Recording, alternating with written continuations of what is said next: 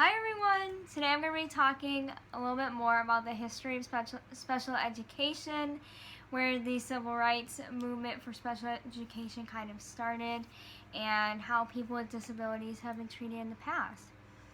So students with disabilities have been forgotten for far too long. We all know that. Until the latter half of the 20th century, they weren't even considered human beings.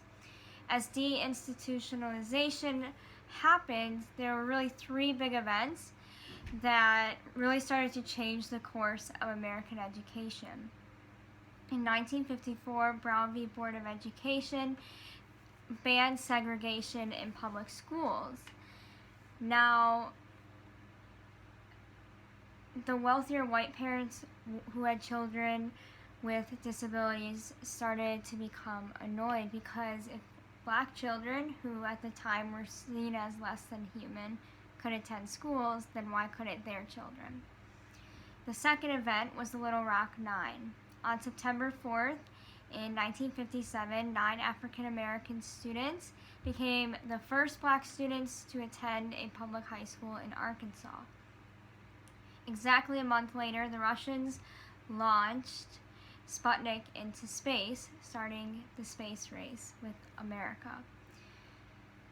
Because of all of this, the goal in American education didn't become nurturing every student to become the best possible person that they could be.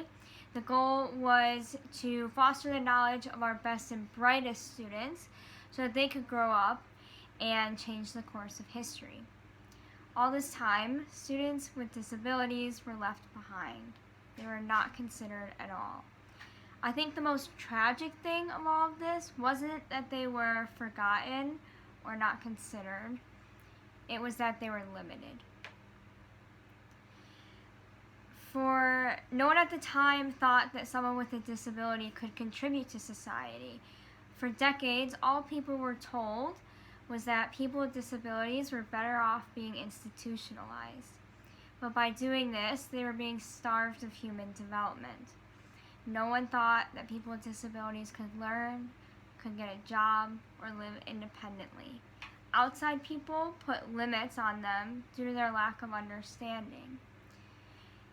They didn't have anyone in their lives who were telling them that they could work for what they wanted and that they still had potential to engage in society in such a meaningful and impactful way, in a positive way. But this all changed in 1971. Park v. Pennsylvania declared that all retarded students, using the language of the times, had the right to a free, appropriate public education. And this paves the way for Mills v. Washington, D.C. in 1972, which stated that all students with disabilities had the right to a free, appropriate public education. In 1975, President Ford signed the Education for All Handicapped Children Act. This law was reauthorized in 2004 and is currently known as IDEA, the Individuals with Disabilities Education Act. The 4 outcomes of IDEA are equal opportunity, full participation, independent living, and economic self-sufficiency. And these outcomes are great. But where do we come in as educators? When it comes to the education of these students, we as teachers may not directly affect these outcomes. We may not be their caseworkers helping them find a job or helping them find a place to live. But we set students on a path.